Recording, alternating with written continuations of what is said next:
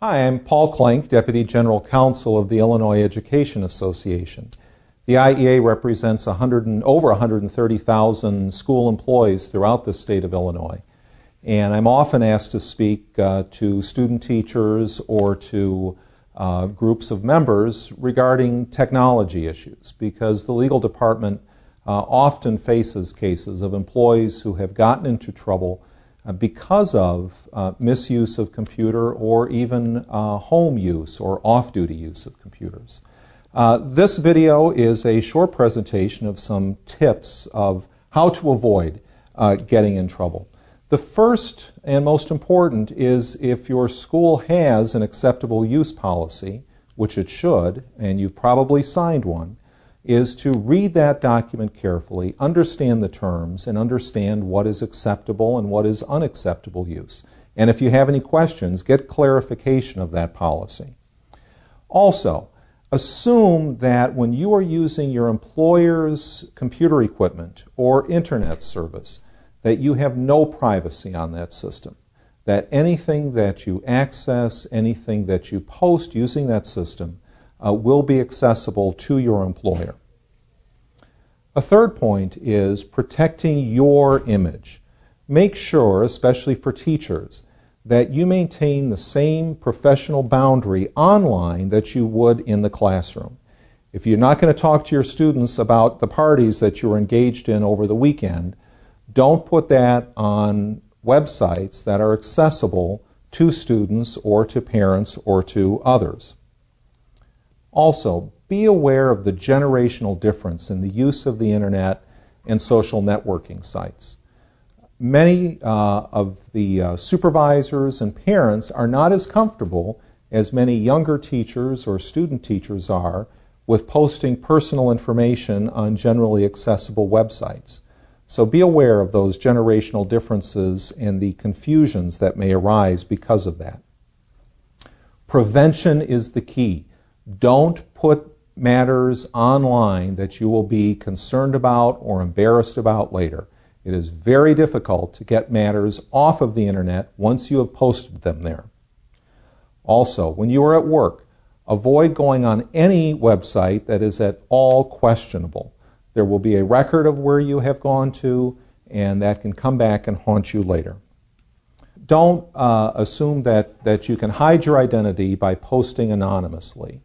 You may be able to be tracked down even though you've not listed your name when you've made postings, that those can be easily, or not so easily, but they can be tracked down. And finally, it is a good habit to investigate yourself and your presence on the internet. Do a regular search using Google or Yahoo or other search engines. And you may want to use the Google alert system that anytime your name or information about you gets on the internet, that you get notice of that.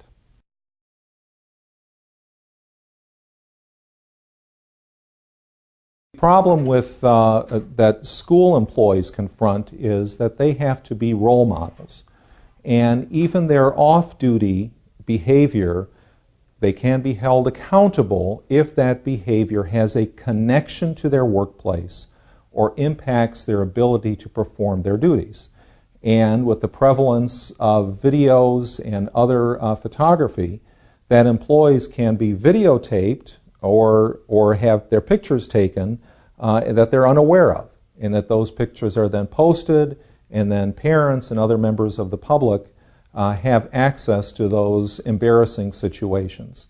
There was a teacher recently in the state of Michigan who was, during the summer at a place nowhere near school, was caught in some very embarrassing activities in public that, unbeknownst to her, people took pictures of, posted on. It looked like she was engaging in lewd behavior in public. It was a misleading photo, and she ended up getting dismissed and having to fight it through various appeals and court levels because of that conduct.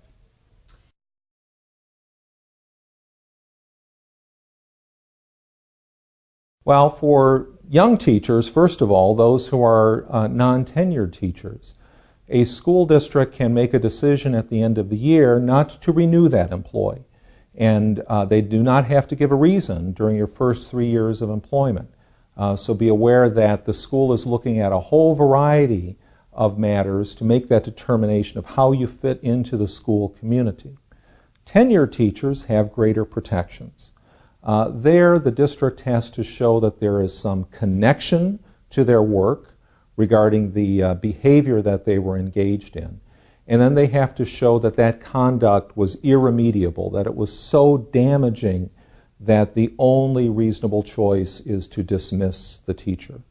Short of dismissal, a teacher can be subject to other sanctions, such as short suspensions, and to look at the district's discipline policy to determine what the range of discipline, or maybe just a restriction of what their on-duty use of computers and the internet would be.